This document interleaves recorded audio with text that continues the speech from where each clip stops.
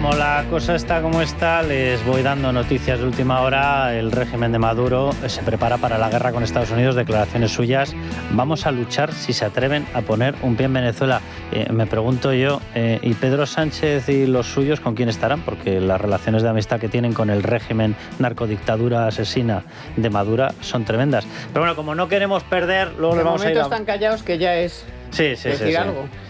Como no queremos perder las buenas costumbres, luego les vamos a ir dando más datos. Les vamos a dar los datos, por supuesto, de todos los temas de corrupción que les hemos hablado y el tema que de verdad que es maravilloso. La forma de eludir los incendios, por lo visto, es la concienciación cívica y una nueva agencia plagada de enchufados. No sé, debe ser enchufes de baja intensidad y así producen pequeñitos incendios. Es una cosa maravillosa. Pero como no queremos perder esas buenas costumbres, pues queremos seguir, por supuestísimo, en contacto con todos nuestros socios. Así que, Naya Pertusa, bienvenida a esta nueva etapa. Cuéntanos.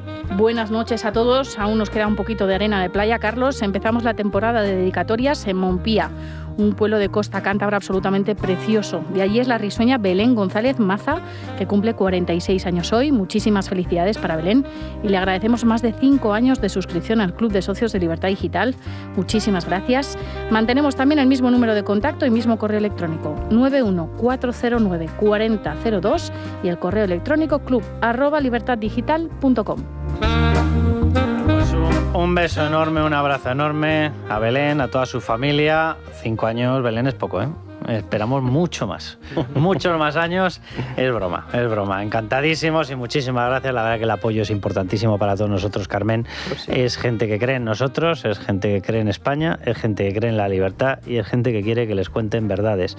Y no esta cosa extraña, woke, de ahora cállate, no vaya a ser que te saque del panorama social. Solo tenemos palabras siempre de agradecimiento porque sin ellos... Pues no somos nada. No somos nada. No somos Así nada. que sigue, por favor, Belén, con nosotros. Bueno, ¿nos tomamos un poquito de Cal Plus? Sí, hay que tomar un Cal Plus, que además se lo podemos dedicar también, recomendar al presidente del gobierno, que tiene un inicio de curso un poco convulso, ¿no? Entonces, Cal Plus de Mundo Natural, ya saben que es un complemento rico en aminoácidos y con vitaminas B3 y B6 que contribuyen al buen funcionamiento del sistema nervioso. Cal Plus de Mundo Natural y gánale la batalla al estrés. Consulta a tu farmacéutico dietista en Parafarmacias del Corte Inglés y en parafarmaciamundonatural.es. Mundo Natural. Ignacio Escudero, bienvenido. Buenas noches. Habíamos hablado antes, lo habíamos anunciado de que habíamos llevado pues los micrófonos fuera de esta casa y habíamos dicho, bueno, vamos a ver si la gente, como dice el delegado del gobierno imputado en Madrid por casos de corrupción, si considera que si tú hablas de inmigración y si pides más seguridad y más control de inmigración ilegal y criticas lo que está pasando, eres un malvadísimo racista, un facha, parte destacada del muro y demás. ¿Qué opina la gente? Pues bueno, la gente ha sido complicada hablar con los vecinos de Hortaleza, muchos no querían, pasaban los menores por alrededor dando vueltas porque entran y salen del centro a sus anchas, incluso han increpado y amenazado a algunos periodistas y claro, era complicado que con los gritos en la calle los vecinos se pararan a hablar con nosotros. Los que sí lo han hecho nos dan la misma idea, que es inseguridad. Es lo que usan para definir la situación para gente mayor en el día a día por los constantes robos y hurtos, pero sobre todo después de lo ocurrido además este fin de semana para las mujeres.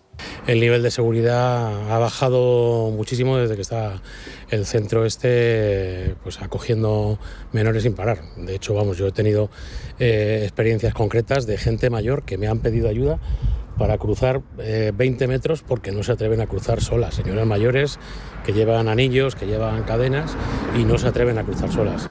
Y ha aumentado más la inseguridad después de la violación de este fin de semana y algunos me han comentado que no es una zona por la que dejarían pasar a sus hijas solas.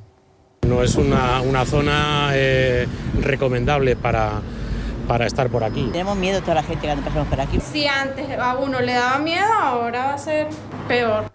Al final muchos me hablaban de los robos porque es su día a día, pero no se mostraban sorprendidos porque se haya producido una violación y aseguran que es que están completamente descontrolados estos menores. Cada día es una historia nueva, mañana será un robo a una señora, otro día será otro, pero pero es porque no están controlados, para mí. No tienen vienen aquí, no les dan formación, no les dan nada. Y por supuesto, además del miedo para hablar por esos menores que rodeaban a todos los vecinos y a los periodistas, se nota cierta prudencia para evitar decir algo políticamente incorrecto. Eso lo tiene la gente muy metido en la cabeza y les costaba, incluso cuando todos los días tenían que cambiar el camino de vuelta a casa para evitar ese centro de menores. Así nos lo contaba una trabajadora de una tienda muy, muy cercana al centro de menores. ¿A usted le da miedo pasar por ahí? Un poco. Por eso, mayormente no me voy por ahí, sino por el otro lado. O sea, usted rodea la zona para no evitar pasar por ahí. Vale. O sea, ¿a usted le vendría mejor pasar por ahí, no sé si para volver a casa o lo que sea, que el camino que hace habitualmente? Sí. Y no lo hace precisamente por miedo. Literal. Más que todo en la noche. Esta mujer salía a las 11:30 de la noche de trabajar y no era consciente, porque se le notaba además en la mirada, que se estaba dando cuenta de que había cambiado todo su día a día a peor, porque tardaba más en volver a casa por el simple hecho de no pasar por el centro de menores. Así que básicamente la conclusión de todos es la inseguridad, que están completamente descontrolados porque salen y entran a sus anchas, y además nos comentaban que muchos no vuelven al centro de menores y duermen en el parque de al lado, donde se produjo la violación, entre los arbustos. Pues muchas gracias, Ignacio. Yo creo que la gente lo habrá notado. Ya se habla con miedo. O sea, habla la gente con una cadencia, intervienen los medios con una cadencia muy retardada, muy dilatada. No vaya a ser que digas algo por lo que te puedan llamar, insultar. Esto ya pasó. Pero me estaba acordando ¿cómo era el lema de Irene Montero? Sola y borracha quiero llegar a casa. Sí. Ya, a menos que pase por delante de un determinado centro. A mí me ha llamado la atención el último audio. Parecía una joven sudamericana. Está denunciando un problema de inseguridad de otra nacionalidad, marroquí, que son los menas. Racista. Esta mujer también es facha, racista. Sí, hombre, por supuesto, no lo dudes. ¿no? Porque, claro, es otra inmigrante que se está dedicando a trabajar y está denunciando un problema de inseguridad con otras nacionalidades que le hacen rodear porque tiene miedo. Esta mujer que está sufriendo eso es también facha, es de la fachosfera, es una racista. Yo propongo, porque como estos políticos de izquierda son tan comprensivos, traslademos el centro de menas de Hortaleza, el cual están haciendo sufrir a tantos vecinos, pues a las inmediaciones de la casa de Paquirrín, de Francisco Martín, que es tan comprensivo, y luego abrimos otro más grande, pero en Galapagar, frente a Villatinaja, porque Pablo Iglesias y Irene Montero, que también son tan comprensivos, pues para que ellos también lo vivan muy de cerca. Para la gente que no pueda ubicar o que no tenga una descripción o no tenga claro cómo es el barrio de Hortaleza, o sea, el barrio de Hortaleza no es el barrio más caro de Madrid, pero no es el peor barrio de Madrid, ni de broma, ni de broma. No es un barrio que haya tenido nunca connotaciones de inseguridad, no es verdad, yo vivo medianamente cerca de esa zona. De hecho, yo tengo un centro de rebote de algunos de estos menas, y lo cuento literalmente. Mi zona es mejor que esta, o es más cara que esta, pero están muy cerquita, están muy conectadas, y es totalmente habitual ver en ese centro donde permanecen durante el día algunos de estos menas, es lo más habitual del planeta ver un coche de policía aparcado sistemáticamente ahí. Claro. Es más, es de lo más normal ver cómo les ponen a todos en fila porque ha habido algo, y lo cuento literalmente, hay determinados sitios de juego, bingos y demás por esa zona, y hay un montón de personas mayores, sobre todo señoras, que salen con el bolso y que les pegan el tirón del bolso.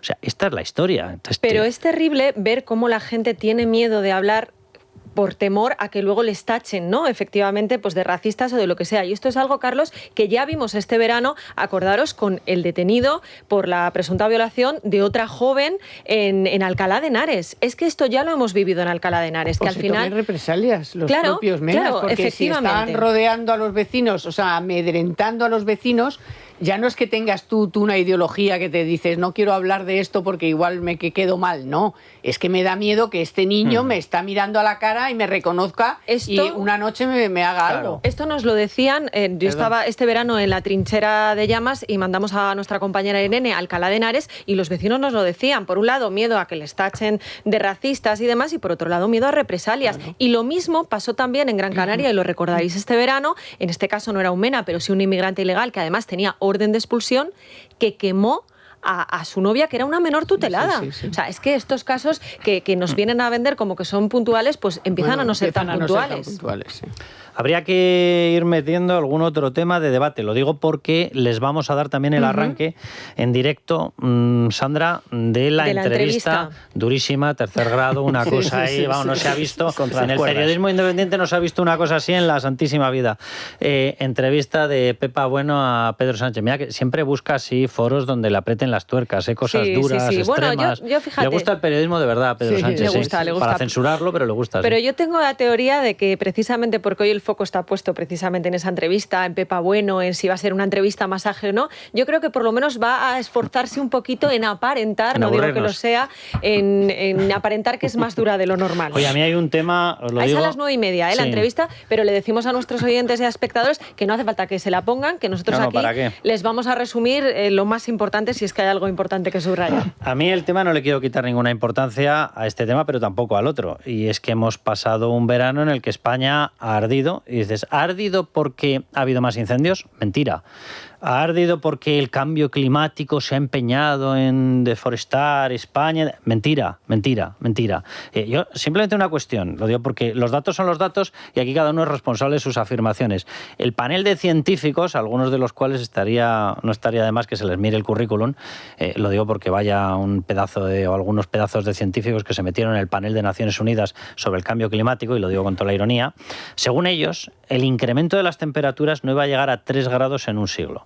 Lo digo para esa gente que dice, ¿cómo se ha incrementado la temperatura de ayer a las 8 a hoy a las 6 de la mañana? No, es complicado, es bastante complicado. Bien, los incrementos de temperatura que vemos son los clásicos, son los de toda la santísima vida. El riesgo de incendios en España ha estado siempre. Por desgracia, y porque no tenemos un plan hidrológico nacional, no tenemos un sistema de trasvases, la potencial utilización de agua es menor de la que podríamos tener. Los romanos hacían esa cosa, que le llamaban acueductos. Si alguien se pasa por Segovia podrá ver uno, alguien del gobierno, y se dará cuenta de que ya tenían en cuenta este tema de que había que mover el agua, porque lo tenías que utilizar. Es decir, el panorama al que nos enfrentamos es el mismo, salvo por una cuestión muy llamativa, y es la introducción de todo perdón, pero lo digo así porque es que para ellos es una religión, el catecismo ecologista, que nos lo han metido hasta el tuétano. Todo tiene que ir con permiso de los ecologistas, no puedes tocar el campo, una vaca no puede pastorear, las cabras no pueden salir, las ovejas no pueden hacer lo que han hecho toda la santa vida. Los propios agricultores del campo y de los pueblos luego se quejan de la España vaciada y los están echando porque les están destrozando la vida. No tienen capacidad competitiva, no tienen más que recargos fiscales, recargos burocráticos, que si el diario de la vaca, que si pon sistemas de seguimiento electrónico para ver por dónde se ha movido la vaca, paso a paso. Los lechos leñosos hay que cuidarlos, la distancia entre árboles frutales se ha incrementado, con lo cual la rentabilidad del campo es inferior, y así podríamos estar toda la noche. Las piñas no se cogen. Las piñas no se cogen, mira, la leña tampoco, y tenemos incendios. Luego, quiero que me hagas un resumen, Sandra, de las maravillosas medidas, lo digo con toda la ironía, que nos ha lanzado Pedro Sánchez, que es llenarnos de más enchufados, una nueva agencia. Por cierto, hay una que a mí me ha llegado al alma, la concienciación cívica. Ahora resulta que el problema es nuestro. Nuestra, sí. Pues mira, estaría muy bien que se lo pusieran así en la mesilla, la foto del árbol que se salvó en el incendio de Tres Cantos. ¿Por qué se salvó? Porque alrededor de ese árbol estaban pastando las vacas. Vamos a entrevistar en nada a una persona. Estaría muy bien que lo tuvieran en la mesilla de noche continuamente para que vieran qué ha pasado con ese árbol y por qué. Si te parece, Sandra, vamos a dar las medidas, el resumen de las medidas, de qué es lo que ha anunciado Pedro Sánchez, porque de verdad que es surrealista. Bueno. Es surrealista. 330.000 hectáreas han ardido, repito, con menos incendios. Por tanto, el problema no es ni el cambio climático, ni el problema es la concienciación cívica, ni el problema... No, esas son las mismas notas características de toda la santísima vida. El problema es que hemos decidido prohibir a la gente que cuidaba el campo que cuide el campo. Y el campo se cuida explotándolo. Lo digo para estos odiadores del beneficio. No, tú obtienes beneficio del campo, esto lo sabe cualquier persona que haya vivido el monte, que haya vivido el campo, lo sabe. Yo la zona de Huesca, por ejemplo, la conozco muchísimo, subo muchísimo a esquiar, en Navarra he estado en el monte toda la santísima vida. El campo se cuida utilizándolo. El campo se cuida por la gente que lo explota. La gente, los ganaderos, agricultores, los que saben explotarlo y cuidarlo, viven de ello. incendio. Pero ¿por qué van a querer destruirlo? Por amor de Dios. Vamos a dar las notas de esta cosa extraña, que no sé ni siquiera si llamarle plan, con el que nos están tomando el pelo. Y luego quiero darle la bienvenida a Víctor Viciedo, presidente de la Asociación de Agricultores Independientes Valencianos, para que nos dé su visión. Como persona destrozada y arruinada, que nos dé su visión. Bueno, ha puesto sobre la mesa Pedro Sánchez, después de echar la culpa a las comunidades autónomas, etcétera, etcétera, y al cambio climático, 10 medidas. La primera, crear fondos permanentes dotados con recursos económicos nacionales y autonómicos para acelerar la reconstrucción de los municipios afectados y para financiar trabajos de limpieza, acondicionamiento y construcción. Se entiende de limpieza ya después del incendio, porque antes del incendio no dejan limpiar todo lo que hay que limpiar. Con el dinero que nos roban impuestos no tenía suficiente. No tenía suficiente. Claro. 2. Compromiso de las administraciones para aumentar y mantener todo el año los medios necesarios para prevenir y combatir los eventos climáticos extremos. 3. Crear una agencia estatal de protección civil y emergencias que potencie y garantice, dice, el buen funcionamiento del sistema y mejorar la coordinación. 4. Avanzar hacia un modelo de gestión forestal adaptado a las realidades sociales, económicas y climáticas del siglo XXI.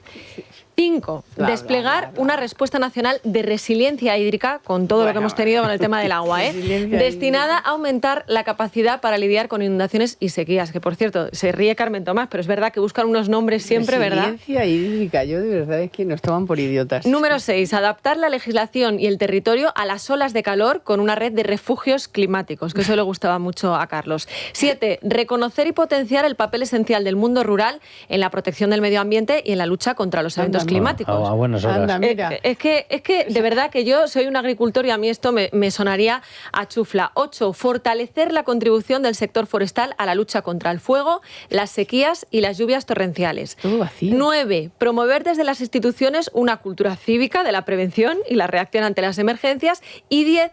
Compromiso de todas las administraciones a acelerar la transición ecológica y a exigir a la Unión Europea una mayor ambición, dice. A la Unión Europea hay que exigirle más ambición. A ver, yo uno de los últimos puntos que le he visto promover a la Unión Europea en esta materia, esto es literal, de verdad, o sea, que la gente pensaría efectivamente que esto es del mundo today. No, esto es literal y aparece en un documento de la Unión Europea, que en vez de utilizar vasos, porque claro, si coges el vaso de plástico en la cafetería es plástico, malo, pecado. Si fuerzas a utilizar un vaso en la cafetería hay que fregarlo, jabón, malísimo también, antiecológico todo, que nos fuéramos con nuestra taza desde casa. Esto aparece en un documento de la Unión Europea. Entonces, que cuando vas a pedir un café en cualquier cafetería, sacas tu taza que la llevas colgando, ahí con una cuerdilla del cinturón, entonces te desatas la cuerda, sacas la cazuela ahí, o sacas el vaso, lo pones de me lo llena de café con leche, y no eche demasiado café, no va a ser que también sea malo. Bueno, quiero saludarle, más allá de bromas, a Víctor, presidente de la Asociación de Agricultores Independientes Valencianos. Víctor, bienvenido. ¿Qué tal? Buenas noches, Carlos. Buenas noches a todos y a toda la audiencia. Víctor, no sé si has podido escuchar la enumeración de los puntos que ha lanzado Pedro Sánchez, con lo que nos dice que vamos a tener mucho menos problema con los incendios, que todo es cuestión de la transición ecológica, que tenemos que crear nuevas agencias, que hay que concienciar cívicamente, que hay que obtener nuevas vías de financiación, por lo visto con las que hay ahora no le vale, y que poco menos que el problema es de todos los demás, incluida la Unión Europea, porque ha sido poco exigente en materia de transición ecológica. ¿Con esto se solucionan los incendios, Víctor? No, en absoluto. Si no vamos a las causas reales, es imposible que podamos solucionar ningún incendio, ¿no? Hay alguna de las medidas que dice que bueno, pues sí que coincide con alguna de las causas, pero que luego estas, soluciones tan genéricas se tienen que materializar en algo, ¿no? Y cuando vas a materializar en algo, resulta que salen más restricciones para el campo. Es decir, el problema no es ni mucho menos el cambio climático, que, según ellos, los negacionistas somos el verdadero problema. Dicen, vamos a ver, ¿qué negacionistas? Nadie está negando el cambio climático. Lo que estamos negando es que el ser humano pueda influir sobre él de ninguna de las maneras, mucho menos el CO2, ¿no? Y para eso hay muchísimos científicos que te están diciendo que es así. Lo que pasa es que hablan políticos, habrá prensa, pero no hablan los científicos, ni hay un debate serio sobre este tema, donde estamos invirtiendo tanto dinero y donde nos están comiendo tanto el carro. Víctor, al final resulta que las medidas estas del cambio climático son las que realmente están influyendo para que se produzcan estos incendios. Es que sobre eso te quería preguntar, Víctor. En el día a día vuestro, ¿os están ayudando? O sea, vosotros sois actores del campo. Vosotros sois, de hecho, vosotros creáis vegetación. Es que esa vegetación, de hecho, contribuye a controlar la contaminación. Pequeño factor que se les ha debido olvidar. ¿A vosotros os hace la vida fácil? ¿A vosotros os hace la vida imposible? Sé que tú eres de agricultores, pero me imagino que tendrás conversaciones con gente del sector ganadero. ¿Se está permitiendo limpiar los bosques? ¿Se está permitiendo recoger la leña? ¿Se está permitiendo recoger piñas? ¿Se está permitiendo hacer cortafuegos o nada de nada? No, vamos a ver, aquí hay que saber diferenciar dos cosas. Uno está la ley de montes, que efectivamente en su artículo 47 nos habla de que los montes privados tienen que hacer esa limpia, pero luego resulta que tienes otros artículos, como puede ser el artículo 36 y 37, que lo que hacen es poner una serie de trabas burocráticas a que este señor pueda sacar una rentabilidad de su monte. Entonces, si este señor no puede sacar una rentabilidad de su monte, al final abandona el monte. Luego tenemos todo el monte que está declarado en Red Natura 2000, que es ni más ni menos que un 40%. Y eso ya no se rige por la ley de montes, sino que hay toda una normas europeas, como la Directiva Hábitat 9243 o la Directiva Aves. En España eso se materializa en la Ley 42/2007 de Patrimonio Natural y Biodiversidad, la de transposición de hábitats, que es el Real Decreto 1997-1995, o la de evaluación ambiental de 21 de 2013. Toda esta cantidad de monte que está declarado en Red Natura 2000 y que lo consiguen la titularidad de ser zona CEPA o zona LIC o zona FEC, pues todas estas zonas tienen su propia normativa, que es un plan de gestión del parque en sí o de la zona en sí. Y ese plan de gestión es el que impone todas las limitaciones para poder hacer las cosas. O sea, si yo quiero recoger solo un tronco que he visto caído, pues tengo que hacer toda una gestión que hace imposible que yo pueda recoger el tronco. Porque al final, si ese tronco, por ejemplo, está en un barranco, pues te exigen que también haya un informe de la Confederación Hidrográfica del Júcar, por ejemplo. Que es imposible.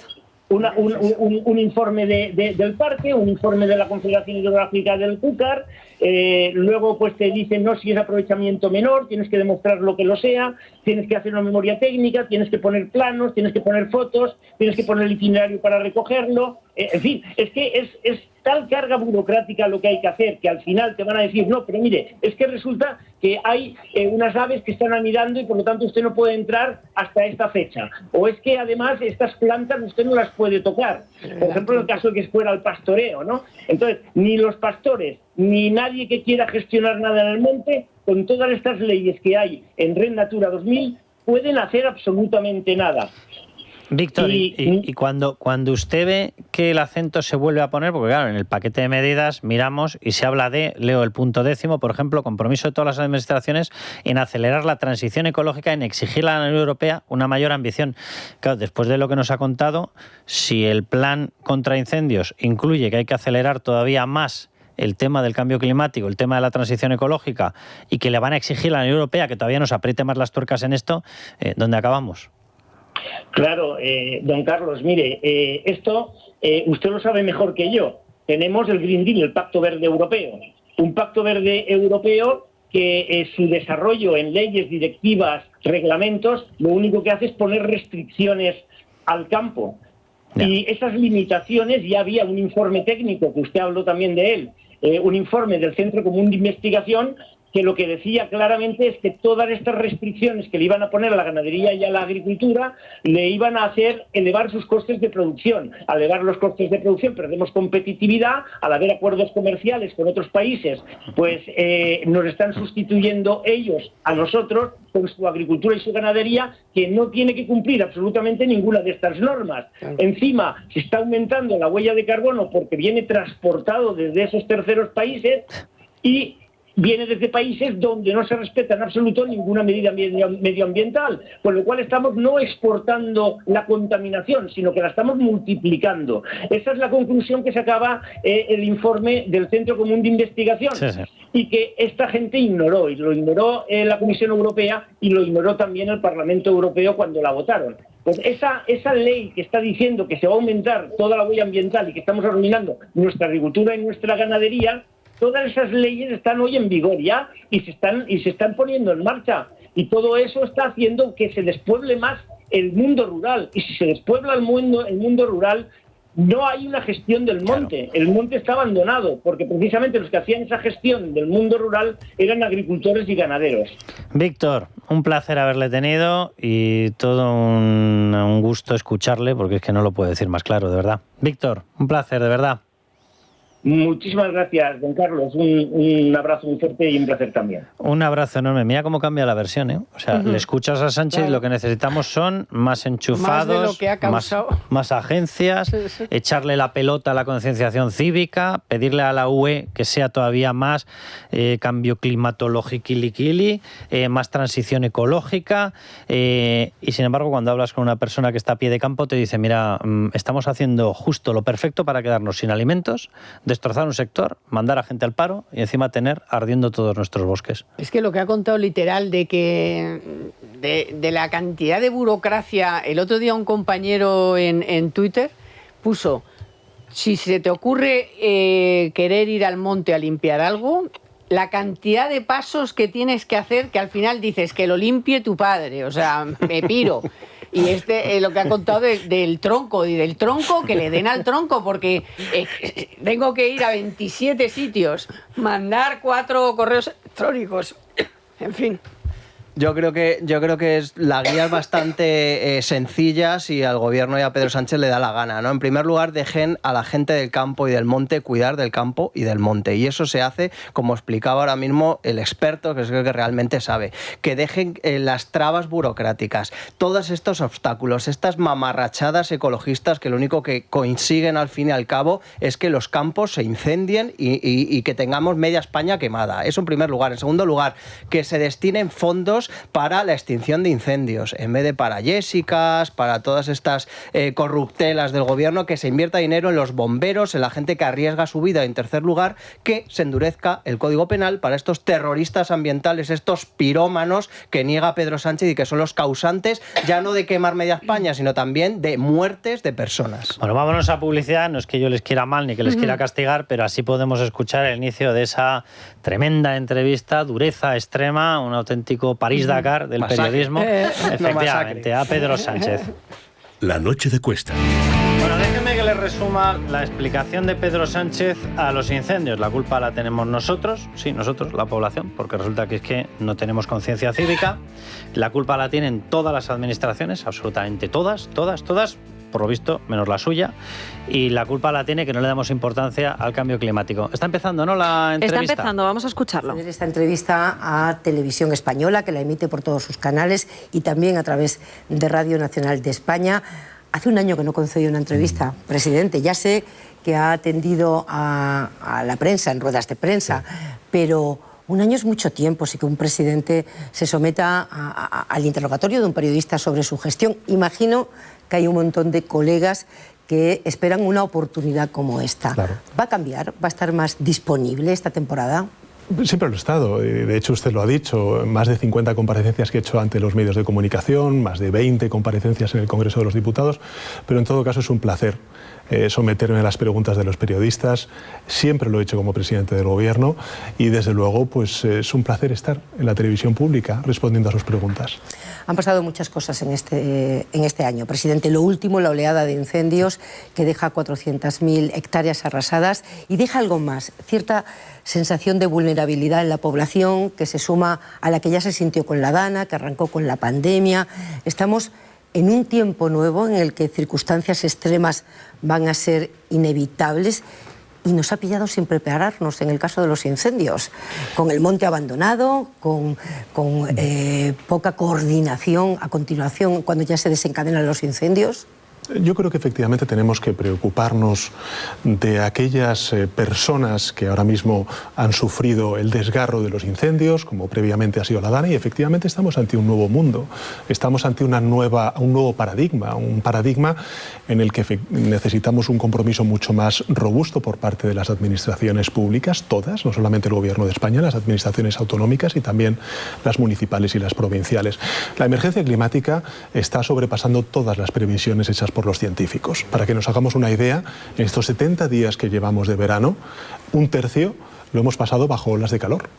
En estos últimos 5 años, ¿cuánto? Todos los un tercio ha dicho. Digamos, bueno, pues ya lo tienen. La explicación es la emergencia climática, que está sobrepasando todos los cálculos. Si está sobrepasando todos los cálculos científicos, ha debido reventar la Tierra hace ya 3 meses, ¿no? Porque, o sea, los cálculos científicos, o mejor, más que los cálculos científicos, la traducción de algunos periodistas de esos cálculos científicos era que cada vez que había una nube estábamos poco menos que en fase de autodestrucción apocalíptica. Era una cosa, sí, hay algunos que con esto del cambio climático han hecho el cambio, vamos, pleno, pero el de los X-Men, porque parecía que habían cambiado cada 15 segundos, habían cambiado de todo. Lo que ha pasado este año es que el calor que suele hacer en julio lo ha hecho en agosto y un poquito en junio. Eso es lo único que ha pasado. Pero eso no te explica porque una ola de incendios. la ola de calor, además, no ha sido la más larga.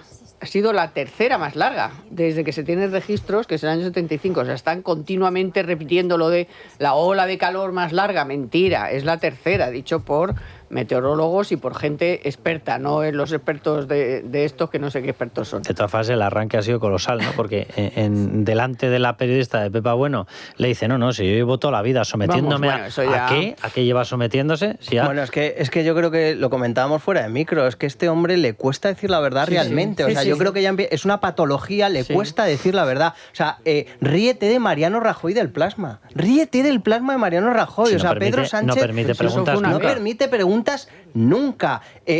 Siempre dan la palabra a los mismos medios para que sean preguntas que serán en su mayoría pactadas antes de la rueda de prensa. Entonces, que venga. Las entrevistas siempre son en los mismos medios. En los mismos medios. Siempre. Es que es incapaz de decir la verdad nunca este hombre. Y luego el problema es que a mí me preocupa que en nuestro país, que en España haya tanta gente que se crea estos auténticos bulos de la emergencia climática, todas estas pamplinas, y que haya realmente gente que le compre esta mercancía averiada a Pedro Sánchez. Pero tú fíjate cómo son las cosas, ¿no? Hablábamos de si Pepa Bueno iba a ser dura o no. Yo decía que lo iba a intentar aparentar, ¿no? Por aquello del que dirán, porque hoy todos los focos están puestos sobre ella. Nada. Desde el primer momento... No, que ya digo que no, que me he equivocado rotundamente, porque incluso la primera pregunta, que mira que había preguntas para hacerle, incluso del tema de los incendios, no ha sido, oiga, ¿por qué el gobierno ha llegado tarde? ¿Por qué ha dado los medios a cuentagotas? No, la primera pregunta ha sido que, dice, hay ciudadanos, dice Pepa Bueno, que de buena fe se creen a los negacionistas. ¿Qué hemos hecho mal para que la gente se los crea? O sea, tenemos que atornillarles más. O sea, es una editorial, no es una pregunta. Es que es tremendo, pero bueno, en fin.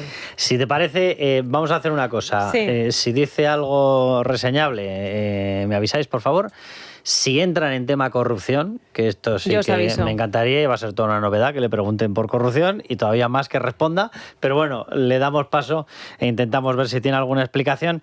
Y si te parece, vamos a ir a hablar precisamente del tema de corrupción, Sandra. Venga. De lo que está ocurriendo, de las noticias que llevamos en Libertad Digital. Miguel Ángel Pérez, tú dabas una importantísima, y digo importantísimo porque Pedro Sánchez es la seguidilla, es el segundo capítulo de todo un terreno perfectamente asfaltado que dejó un tal José Luis Rodríguez Zapatero. Las relaciones con la narcodictadura asesina venezolana las trazó y las desarrolló. Por cierto, hay que recordarlo. Lo hizo José Luis Rodríguez Zapatero con la inestimable ayuda de un tal José Bono, al que algunos saludan con un énfasis y un entusiasmo brutal, porque aseguran que es muy, muy buena persona, y esa muy, muy buena persona resulta que llevó a Raúl Morodo para que cerraran todo tipo de acuerdos. Acuerdos, lo llevó, lo sacó de embajador en Lisboa, lo puso de embajador en Caracas, y a partir de ahí, recién estrenado el gobierno de José Luis Rodríguez Zapatero, empezaron todos los acuerdos con la narcodictadura asesina bolivariana, la venezolana. Y ahora va y resulta, Miguel Ángel Pérez, que por fin la Fiscalía Anticorrupción empieza a mirar hacia el lado de Zapatero por posible financiación ilegal del Partido Socialista. Efectivamente, hace 3 meses, Carlos, ya adelantábamos que la UCO se había quedado ya a las puertas de la financiación ilegal del PSOE a través del régimen de Nicolás Maduro. Pues bien, ya lo que podemos contar es que la Fiscalía Anticorrupción está empezando a tirar del hilo y ya se empieza a dibujar un panorama en el cual Zapatero es diría, más que sospechoso de ser intermediario en los fondos que han sido enviados desde el régimen de Nicolás Maduro para financiar ilegalmente el Partido Socialista y la famosa Internacional Socialista que hizo a Pedro Sánchez presidente de esta internacional por aclamación en el año 2022 porque no se presentó nadie más. Empiezan ya a investigarse posibles testaferros relacionados con Zapatero, terceras personas, cuentas bancarias, que podrían salpicar al mismísimo Zapatero y posibles delitos de corrupción o incluso de blanqueo de capitales para el propio Zapatero, y todo esto mientras la UCO ya está investigando a fondo, porque así se lo solicitó el magistrado del Tribunal Supremo Leopoldo Puente, en determinadas diligencias relacionadas con la financiación ilegal del propio Partido Socialista. ¿Tú crees que las diligencias que se tienen que cursar para investigar a José Luis Rodríguez Zapatero hasta el final van a poder ser desarrolladas? Lo digo porque, claro, van a tocar a países como Venezuela. Quiero recordar que la trama tenía diseñado en su planificación de todo el sistema de blanqueo, tenía preparada la petición, de hecho lo había solicitado ya asesoría, para la obtención de una licencia bancaria en Guinea, de forma que tramitasen todos los negocios que estaban desarrollando a través de su propio banco. O sea, no quiero ni pensar el resultado del blanqueo de capitales y la dimensión del blanqueo a la que podría haber abocado esta decisión en caso de que lo hubiesen terminado de tomar. ¿Tú crees que realmente se le va a poder investigar hasta el final? ¿Que nos vamos a enterar de cuánto cobra de narcodictadores asesinos? Yo creo que aquí lo importante es que ya están sobre la pista de Zapatero, algo que a lo mejor hace unos meses o incluso años nos parecería imposible, ¿no? Porque Zapatero, como tú decías, abrió una espiral en este país, que ahora ya Pedro Sánchez empieza a cerrar el círculo de esta espiral maligna para España, y parecía un Zapatero un personaje que era el perejil de todas las salsas, pero que era intocable, porque iba saliendo aeroso a pesar de que se veía que era un lobista de Maduro, de todos los regímenes dictatoriales de Sudamérica, etcétera. Está en todos los líos, cobrando, pero parece que nadie podía tocarle. Pues quizá lo más complicado en esta investigación es que, como bien decías, afecta a terceros países, en este caso a Venezuela, que por supuesto no va a colaborar con la justicia para nada, y es un problema de tiempo, ¿no? Porque una investigación no puede dilatarse durante años, pero lo importante, como digo y lo recalco, es que ya se está siguiendo la pista de Zapatero, y yo creo que en esta historia puede jugar un papel clave y decisivo Víctor Aldama. Víctor Aldama, que como nosotros ya adelantamos también el pasado mes de enero, guarda, atesora el famoso sobre con cupos de petróleo de PDVSA, de la empresa estatal de petróleos de Venezuela, por valor de $250 millones, que según la información que nos llegaba, Aldama consiguió ese sobre, y que era también para financiar la famosa Internacional Socialista de Pedro Sánchez. Ese sobre todavía no se ha entregado a la justicia por parte de Víctor Aldama. Yo creo que está midiendo bien los tiempos, porque es un tema muy delicado, muy sensible, que afecta a personas peligrosas, y por eso de momento Aldama está manejando los tiempos. Pues quiero trasladarte el tema, Carmen, e incorporar una noticia que publicábamos hoy en Libertad Digital. Leo el titular tal cual: la polémica salpica a Marlaska y sus prisiones porque es su responsabilidad. La cloaca del PSOE aludió, y en los documentos en poder de Libertad Digital aparece perfectamente reflejadas esas frases, aludió a escuchas de charlas entre Víctor Aldama, que lo acaba de mencionar, Miguel Ángel Pérez, y su abogado Choclán.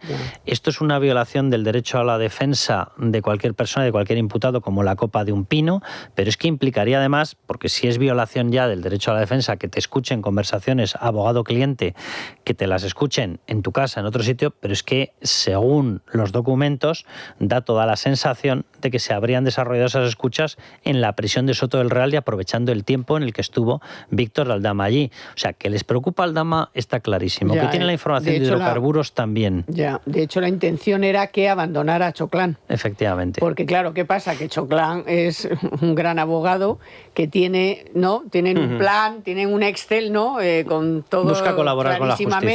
Sí, pero los tiempos son importantes. No adelantarse a lo que estás, no precipitarse, o sea, como está contando Miguel Ángel, pues ahora hay un hilo del que tirar. Eso pues a lo mejor en un momento determinado considera Aldama que ahora es el momento de enseñar el sobre, que ahora es el momento de tal. Desde luego Venezuela no va a colaborar porque, entre otras cosas, están de corrupción hasta aquí. Por supuesto, no tienen el dinero en Venezuela. Ni ellos, ni sus familiares, ni el gobierno, ni nada. Todos esos tienen en la pasta fuera, están saqueando el país, y no van a colaborar, pero bueno, Aldama sí que puede ser un gran intermediario, perdón, que veo que... No, que parece que en la entrevista le ha preguntado por Santos Cerdán. Sí, le está preguntando ahora mismo, en este mismo momento, Pepa Bueno, por el papel de Santos Cerdán. Hablemos, presidente, de Santos Cerdán, de José Luis Ábalos, los dos secretarios de organización de su partido, los dos personas de su absoluta confianza política durante muchos años, los dos investigados por presunta corrupción, Cerdán en prisión preventiva. Nadie le advirtió, su instinto político no funcionó aquí, ningún compañero le dijo nada, ningún servicio del Estado le advirtió, por ejemplo, de algo que parece que todo el mundo sabía ahora, que es el estilo de vida que llevaba José Luis Ábalos. Yo tengo que decirle, Pepa, con toda rotundidad, que yo no tenía ninguna información objetiva de que pudieran estar cometiendo supuestos actos de corrupción. Ya veremos, porque es el tiempo de la justicia, en qué acaba esto. Pero yo sí que creo, y es lo que tengo que decirle a la ciudadanía, que este gobierno, y yo como secretario general del Partido Socialista, no he tolerado en ningún momento ningún caso de corrupción. Ninguno. Y cuando ha habido un mínimo atisbo de un caso de corrupción, he actuado con total contundencia y con total... siendo implacable, por decirlo de manera mucho más... ¿Por qué apartó a Ábalos del gobierno en el año 2021? Bueno, es que no solamente fue José Luis Ábalos. Salíamos de una pandemia, hice una reestructuración del Consejo de Ministros muy importante, donde no solamente salió el entonces ministro de Transportes, José Luis Ábalos, sino también salieron otros ministros y una vicepresidenta del gobierno, porque estábamos saliendo de una pandemia, porque teníamos que recobrar el impulso político y también, en fin, se notaba un desgaste de un Consejo de Ministros que se estaba reuniendo dos y tres. Les voy a leer ya el titular de la noticia que llevamos mañana en Libertad Digital y cada uno que juzgue y que analice como quiera. La cloaca aseguraba tener acceso al, abro comillas, uno del gobierno, cierro comillas, y decía que Sánchez culpa a Marlaska de no controlar a la UCO. No controlar a la UCO es, como llaman ellos, a no acabar con la UCO para que no pueda investigar la corrupción. Ahora repiensen lo que acaba de decir Pedro Sánchez. Por cierto, cuando tú preguntas a alguien, oiga, ¿hasta dónde estaba usted de corrupción? ¿Estaba hasta el cuello? No das por hecho lo que acaba de afirmar él de que él no estaba pringado en la cuestión de corrupción. Dice, nadie le había avisado, no, pues es que no había nada que avisarle, básicamente porque él era el cuarto del peyot, pero ¿de qué me están hablando? ¿Pero de qué le tienen que avisar? Si él nombró a José Luis Ábalos. José Luis Ábalos hizo el discurso de la moción de censura, por cierto, moción de censura encaminada supuestamente, y según el discurso de José Luis Ábalos, esa misma persona que luego ha colocado prostitutas por todas partes, ¿bien? Porque según José Luis Ábalos y Pedro Sánchez iban a luchar contra la corrupción. Eso lo hicieron en mayo-junio de 2018. Según la investigación de la UCO, el primer embrión de la trama de corrupción estaba ya montado en septiembre del 18. En septiembre del 18, es decir, pasaron los meses de vacaciones que son sagrados para todo socialista, no va a estar, y además no uno, no, dos, ¿vale? Vamos a parar un poco, no va a ser que nos herniemos. Bien, y ya estaba montada la trama de corrupción, ya estaba montada. Las primeras reuniones en las que aparece implicada Begoña Gómez son de enero del 19. O sea, tardaron, no sé, un telediario y medio de televisión española en poner en marcha la trama de corrupción. Y la pregunta es, nadie le avisó, pero ¿de qué tenían que avisarle? Pues estaba al corriente de todo. Él nombró a todos los secretarios de organización. Eran sus manísimas izquierdísimas, porque estos no tienen manos derechas. Él sabía y tenía que conocer perfectamente todos los acuerdos a los que había llegado previamente, porque había operaciones del 14 y del 15 de Santos Cerdán en Navarra. Ya con unos rasgos y con unas trazas de corrupción brutales. ¿Lo quitó? No, no lo quitó. Le dejó que le organizara, entre otras cosas, las primarias, de las cuales tenemos testimonios de que las amañaron. ¿Pero qué nos está contando Pedro Sánchez? ¿Pero cómo que nadie le avisó? ¿Pero de qué le tenían que avisar? ¿Y luego por qué lo recupera? ¿Por qué lo recupera después? O sea, vamos a ver, tú quitas a un ministro porque necesitas que el gobierno tal... Bueno, pues muy bien, mentira, porque ya entonces se dijo que Sánchez lo echaba porque le habían llegado noticias de que, en fin, su ética no era la mejor, ¿no? Y luego vas y lo recuperas para diputado y le das una comisión de no sé qué y otra comisión de no sé cuál para que el tío gane un buen sueldo, porque pobrecillo, que tiene tantos hijos y tantas ex y tantas tal, que necesita pasta. Oye, las conversaciones de Koldo García Izaguirre con Santos Cerdán, estando Santos Cerdán en pleno ejercicio de la Secretaría de Organización, corrígeme Miguel Ángel Pérez, si no es así, creo que son de 2023. Las conversaciones y algunos de los audios más dantescos, más impresentables, más irrespirables de los que hemos escuchado, donde se repartían el dinero. Y donde Koldo García Izaguirre le dice a Santos Cerdán en pleno ejercicio, a ver, dame un par de obras más para que me pueda ir apañando. Y por cierto, solución soluciona la situación de Ábalos, que le tenemos ahí, no está hablando, es buen chico, se está comportando de maravilla, de 2023. Y en 2021 nos aseguraba que los había apartado a todos. Y Koldo García Izaguirre seguía operando. Las conversaciones de la cloaca narran, y las últimas de las que les hemos ido informando en Libertad Digital, son conversaciones de marzo de 2025, de este mismo año, en las que hablan de otras cosas, de sus contactos y sus accesos a, y dicen directamente, la directora de la Guardia Civil.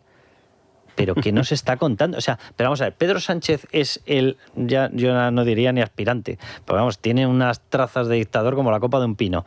El autoritario más potente que hemos tenido, y esta misma persona asegura que todo el mundo operaba por debajo en su gobierno, todas sus manos derechas y derechísimas, y él no se enteraba absolutamente nada. Bueno, en primer lugar, o sea, cuando le preguntan, ¿no? ¿Y por qué usted echó a Ábalos? No, es que también echó a otros ministros. No, es que Ábalos no era otros ministros. Ábalos era su mano derecha. Y hay la prueba de los compañeros del Mundo que sacaron los WhatsApp. ¿Y con Ábalos? Efectivamente, era su mano derecha en el gobierno y en el Partido Socialista, despellejando a otros compañeros, a otros presidentes de comunidades autónomas. Era su mano derecha. Cuando se carga a Ábalos es porque le llega la información de algo grave y lo que quiere hacer es que no le salpique a él y que haya un cortafuegos por Ábalos, y por eso es el cese de Ábalos. Y luego, respecto a las cloacas, pues sí, efectivamente va a haber novedades, porque las cloacas dan mucho de sí. Las cloacas se reunieron para intentar sobornar a 2 fiscales anticorrupción, y va a haber grabaciones en el futuro que van a ser investigadas en procedimientos judiciales. Más que sobornar, chantajear, ¿no? Sí, también les amenazaban con un vídeo, les ofrecían también ayudarles en determinados procedimientos. Por ejemplo, el fiscal Ignacio Estampa, que tenía procedimientos abiertos contra Dolores Delgado y Álvaro García Ortiz, pues se comprometían a ayudarles en esos procedimientos si Estampa les daba información sensible sobre determinadas personas. Y intentaron, ¿y qué es lo que hizo Estampa? Pues grabar esa reunión que se mantuvo, y a mí la información que me llega es que en ese audio, que algún día pues se sabrá, pues podría haber implicación directa para Pedro Sánchez, porque a lo mejor la fontanera Leire Díez o el empresario Javier Pérez Dolcet, pues en un momento dado hablaban por nombre del propio Pedro Sánchez. Sandra, ¿hay novedades en esa entrevista? Estamos escuchando a Pedro Sánchez, que le han preguntado por la posible financiación ilegal del Partido Socialista. Por supuesto, ha negado la mayor, y también le han preguntado por el fiscal general del Estado, que además, Miguel Ángel, esta semana pues le vamos a ver en la apertura del año judicial. Vamos a ver lo que le pregunta Pepa Bueno. Está el caso del fiscal general del Estado. Ustedes le han manifestado su apoyo para que siga ahí. Es verdad que hay controversia jurídica, pero, presidente, me gustaría escuchar por qué usted cree aceptable en este momento y en este caso que un fiscal general del Estado, que es el garante de la legalidad en España, pueda ejercer su función mientras se sienta en el banquillo de los acusados, algo que puede ocurrir perfectamente en el inmediato horizonte. ¿Por qué ve compatible eso para decir que tiene que seguir en el cargo? Porque es inocente, porque creo en su inocencia, porque creo que, como dijo un voto particular que hemos conocido antes de que empezara el verano, en el mes de julio, pues un magistrado del Tribunal Supremo dijo que no se puede abrir un juicio a una persona, en este caso el fiscal general del Estado, sin ninguna prueba. ¿Pero la inocencia quién la dictamina, los jueces o los próximos? No, los jueces, por supuesto, pero en todo caso me podrá dar a mí el beneficio de confiar en una persona como Álvaro Ortiz, el fiscal general del Estado, que, por cierto, sobre este caso, que recordemos de qué estamos hablando, de una filtración o una supuesta filtración que no se ha podido probar en lo que llevamos de juicio, sobre un caso de corrupción que afecta a la presidenta de la Comunidad de Madrid y a su pareja. A ver, bueno, es que ya hay momentos en los cuales ya es complicado hasta seguir escuchando. Dice. Un caso, o sea, los delitos de corrupción son un tipo de delitos que están especificados de esa manera. Que sea o no sea delito fiscal, que sea infracción o no sea infracción contra Hacienda, no lo convierte en delito de corrupción. Punto 2, delito de corrupción de la presidenta de la Comunidad de Madrid, que es la nueva categoría de no delitos de transmisión sexual. ¿Pero qué es esto? Vamos a ver, de lo que se le acusa es de una... Ayuso, no, pero es que además de lo que se le acusa es de una infracción contra Hacienda, que porque deciden que tiene que pasar a Fiscalía, el mismo día en el que se está incorporando información que acabaría aludiendo a Begoña Gómez en el tema del caso Koldo, el mismo día 22 de enero, ¿vale? De 2024, qué casualidad, por la tarde, deciden que hay que elevar a Fiscalía y convertir en delito el tema de la infracción fiscal, que según Hacienda es infracción fiscal, del novio de Isabel Díaz Ayuso. Los hechos habrían sucedido antes de que fueran ni tan siquiera novios. Ella no ha intervenido en nada y, según Pedro Sánchez, es un caso de corrupción de Isabel Díaz Ayuso. El caso se centra en una colección de facturas de gastos, uno en Costa de Marfil, otro en México, de una serie de gastos que Hacienda dice, con el criterio habitual, no me los creo. Pero las facturas están entregadas. Y según él, eso es un caso de corrupción de Isabel Díaz Ayuso. Y esta es la respuesta que da a casos de corrupción. Miguel Ángel Pérez, no sé, cítame tú el número de tribunales, el número de juzgados en los cuales hay causas en estos momentos contra el entorno personal, familiar, político, gubernamental de Pedro Sánchez. A mí me parece gravísimo el ataque a la independencia del Poder Judicial que hace este hombre. Cuesta hasta llamarlo presidente público, del gobierno, desde un medio público, suplantando a todo un Tribunal Supremo, que es nuestra élite judicial, diciendo que Álvaro García Ortiz es inocente. ¿Quién es usted para dictaminar si este hombre es culpable o es inocente? Y luego la falsedad, que dice, no, porque un magistrado ha dicho que no hay pruebas. Uno ha dicho que no hay pruebas.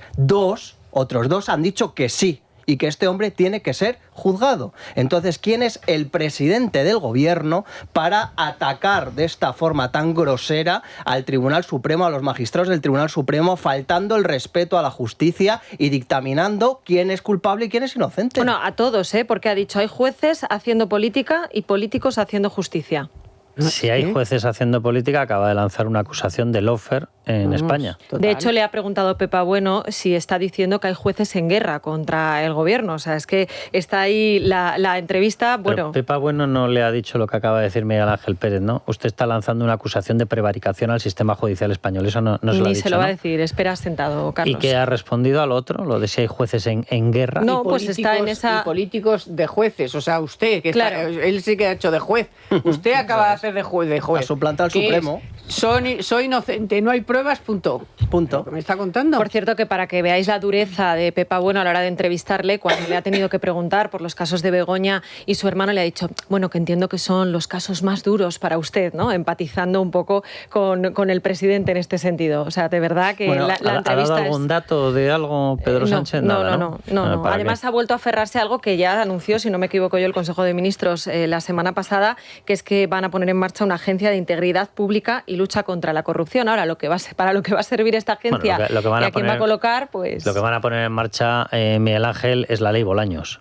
Efectivamente. Que es un golpe contra la justicia como la copa de un pino. Que son muchas cosas. Que es un acto totalitario que, de hecho, quiere entregar las instrucciones judiciales para que no se puedan desarrollar contra el entorno suyo, de Pedro Sánchez. Se lo quiere entregar a la Fiscalía de una persona que está a 2 minutos de ser procesado y que está imputado, y que yo quiero destacar mucho esto, ya lo he dicho en otras ocasiones, cuidado, porque yo estoy convencido de que Pedro Sánchez la ley Bolaños no la lanza exclusivamente desde un punto de vista defensivo, la lanza desde un punto de vista ofensivo, y estoy convencido de que si consigue fraguar esta historia de que sean los fiscales los que instruyan, ya nos podemos preparar, porque la balanza, como dicen ellos, se va a equilibrar inmediatamente. Vamos, que van a empezar a sacar supuestos casos de corrupción, mira, el Ebro pasa por Zaragoza y me acabo de encontrar un caso de corrupción de Isabel Díaz Ayuso. Estoy convencido, absolutamente convencido, Miguel Ángel. Pero en serio que no ha dicho, perdona, sí. Es que en serio que no ha dicho nada sobre la mujer y el hermano. No ha dicho. ¿Pero nada qué? ¿Pero qué? No, ¿Qué? Nada, que él sabe perfectamente lo que hay porque están a su alrededor y que no hay absolutamente nada y que lo que espera, por tanto... que no hay nada. Que no hay nada y que la justicia... Sí. Tenemos que irnos a publicidad. Te lo pregunto a la vuelta o te recuerdo la pregunta, Miguel Ángel, pero vamos, sobre el tema de la ley Bolaños, y además así nos explicas la noticia que estás publicando en estos momentos en Libertad Digital, porque desde luego los deseos de amasar el Tribunal Constitucional por parte de Pedro Sánchez no es que se hayan derretido con el verano, no. Ha debido descansar, que por cierto vamos a dar el informe de las vacaciones que ha tenido estas personas mientras ardía España por todas partes. Sánchez, leo el titular, quiere renovar el Tribunal Constitucional cuanto antes para seguir controlándolo y Conde Pumpido retirarse al Consejo de Estado. Es decir, que no solamente no se quitaría Cándido Conde Pumpido, sino que pretende garantizarse, bueno, lo del Consejo de Estado lo tiene ya controlado, pero vamos, hipergarantizarse el control. Vámonos a publicidad, volvemos, hablamos de todo esto y de las vacaciones del Gobierno. Bueno, pues vamos con el resumen de noticias. Les incluimos ya todo de lo que estábamos hablando también, el tema de la entrevista de Pedro Sánchez, que Dios bendito que entrevista. Bueno, Ignacio Escudero, bienvenido. Buenas noches. Vamos allá, porque Pedro Sánchez ha hablado de la corrupción de su partido, si a esto se le puede llamar hablar, pero bueno, y de su entorno. Atención. Sí, ha vuelto a negar que conociera ninguna práctica corrupta de Santos Cerdán o de José Luis Ábalos, aunque no niega que le llegara información, pero sí pruebas. Yo tengo que decirle, Pepa, con toda rotundidad, que yo no tenía ninguna información objetiva de que pudieran estar cometiendo supuestos actos de corrupción. Ya veremos, porque es el tiempo de la justicia, en qué acaba esto. Pero yo sí que creo, y es lo que tengo que decirle a la ciudadanía, que este gobierno, y yo como secretario general del Partido Socialista, no he tolerado en ningún momento ningún caso de corrupción. Ninguno. Y cuando ha habido un mínimo atisbo de un caso de corrupción, he actuado con total contundencia y con total... siendo implacable. Y por supuesto ha hablado también de los casos de su mujer y de su hermano. Dice el presidente que son casos claros de jueces que actúan con el único fin de atacar al gobierno. Aun confiando en la justicia y aun pensando que la inmensa mayoría de jueces y fiscales de nuestro país hacen bien su trabajo y cumplen con la ley, con la misma rotundidad digo que hay jueces que no. Y estos son casos palmarios de que eso no es así. Bueno, vamos con el tema de la emergencia climática. Para Pedro Sánchez, los incendios son cambio climático puro. Sí, tras los incendios que han calcinado miles de hectáreas en España, el presidente del gobierno no deja de hablar de emergencia climática y de asegurar que es necesario un plan estatal para luchar contra ello. No lo ha dicho sin atacar, eso sí, a las comunidades autónomas, la mayoría gobernadas por el Partido Popular, a quienes acusa de no permitir el trabajo del gobierno a través de sus políticas y de lo que ha llamado deslealtad institucional. No funciona ni la deslealtad institucional, no funciona la precariedad de los trabajadores de las comunidades autónomas que están combatiendo contra el fuego, no funcionan los recortes ni la privatización ni el debilitamiento de las políticas públicas. Por tanto, si hay recursos económicos, este gobierno ha transferido a las comunidades autónomas en estos últimos años 300.000 millones de euros más que lo que hizo la anterior administración del Partido Popular de Mariano Rajoy. Por tanto, si tenemos recursos económicos, tenemos la evidencia científica, sabemos que nuestros conciudadanos se están viendo afectados por esta emergencia climática, sean danas, sean incendios o sean olas de calor, yo creo que lo que falta es voluntad política por parte de determinadas administraciones territoriales. Y tampoco ha dejado pasar la oportunidad de ponerse la medalla de coordinar los efectivos y las solicitudes de las comunidades autónomas. No vamos a negociar nada. Bueno, vamos a destacar el tema que después de esta entrevista están mencionando ya todos los medios, porque la acusación es gravísima. La frase de Pedro Sánchez, si alguien tenía alguna duda de para qué iba a utilizar esta entrevista, ya lo tenemos claro. Es una amenaza literal a la vuelta de verano. Sánchez sobre las causas abiertas contra su familia. Atención, en 2 puntos, se abren comillas. Hay jueces haciendo política y políticos haciendo justicia. Yo simplemente un comentario para la gente que está en estos momentos en instancias judiciales y que a grandes rasgos, incluso a pequeños rasgos, está haciendo una función muy destacada, muy notable y muy loable en defensa de la democracia y del Estado de Derecho. Que se vuelvan a poner esta frase y que la escuchen varias veces. Si alguno tiene la tentación de bajar la exigencia de lo que a cualquier otra persona en cualquier Estado de Derecho se le exige por comportamientos presuntamente delictivos, que escuche esta frase, porque acaba de lanzar una amenaza abierta a Pedro Sánchez en el arranque y, por cierto, además, en el casi inicio ya del año judicial. Y acaba de decir, repito, que hay jueces haciendo política y políticos haciendo justicia. Esta es la frase digna y propia de cualquier dictador. Es decir, si a él se le investiga un caso de corrupción, él determina que hay jueces haciendo política. Es decir, que está en un caso de lawfare. Vamos con algunas de las frases, palabras, Consejo de Ministros que está preparando ya Pedro Sánchez. Ignacio. Sí, mañana comienza a las 9 de la mañana y se aprobará la condonación de 85.000 millones de euros de deuda a las comunidades autónomas, una quita que ha sido pactada con Esquerra Republicana y a la que se ha opuesto frontalmente el Partido Popular. Así lo hacía la consejera de Economía de la Comunidad de Madrid, Rocío Albert. No vamos a negociar nada, nos oponemos por principio a la condonación, porque la condonación no es la solución del problema. El problema es lo que le llevamos diciendo a la ministra Montero y que lleva ignorando a todas las comunidades autónomas, incluidas las de otro signo político, como puede ser Castilla-La Mancha. Necesitamos un nuevo sistema de financiación autonómica. Además, como ya hemos comentado, mañana se reunirá el presidente catalán Salvador Illa con el prófugo Carles Puigdemont. La reunión será en la delegación del gobierno catalán de la Unión Europea en Bruselas a las 4:15 de la tarde. Y para seguir con los favores de Sánchez a los separatistas, el PSOE confía en sus socios para que en la Junta de Portavoces de mañana el Congreso deje libre el 11 de septiembre para celebrar el Día de Cataluña, la Diada.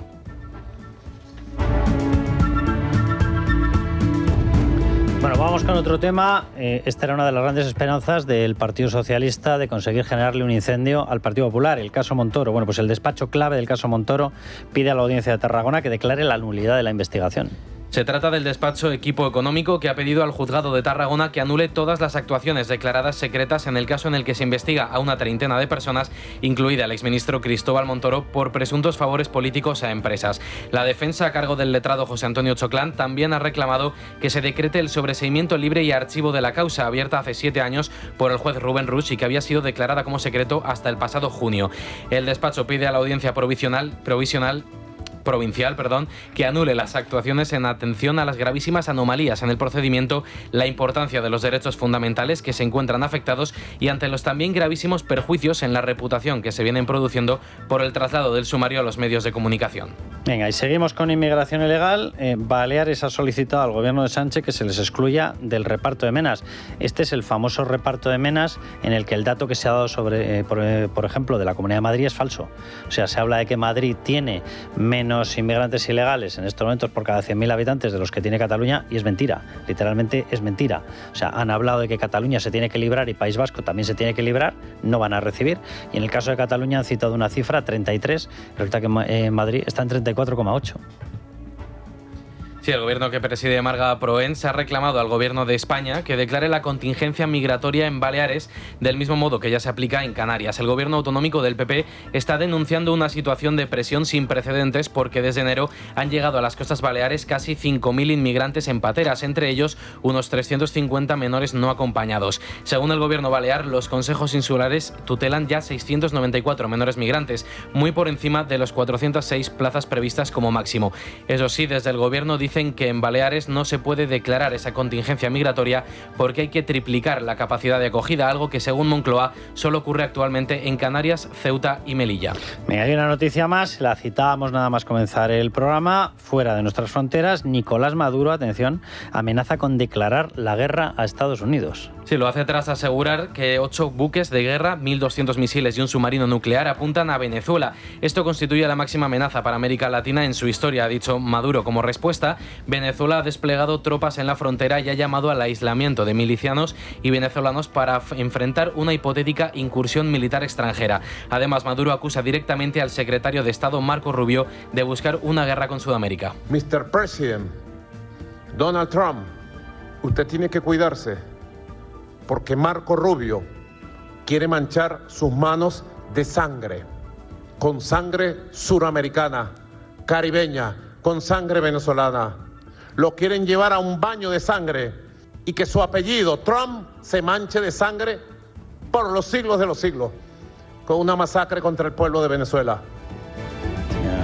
Le ha faltado decir, de lo cual ya me encargo yo, que estoy masacrando a mi población y la asesino día a día. Sandra, no sé si hay novedades de la entrevista, si es que a esto se le puede llamar entrevista. Bueno, le ha preguntado Pepa Bueno por los presupuestos generales del Estado, ha dicho contundente que los va a presentar, que otra cosa será lo que hagan los distintos grupos parlamentarios, pero también ha dejado claro que si no se aprueban los presupuestos, pues que no pasa nada, que él sigue adelante con los presupuestos prorrogados, porque ha dicho parálisis sería meter a España en un proceso electoral ahora. Dice, claro, no seríamos a 2 meses de campaña, que es lo que duran las campañas electorales en este país. O sea, la interpretación, o sea, Real Academia Española va a tener que actualizar, la Real Academia, el diccionario.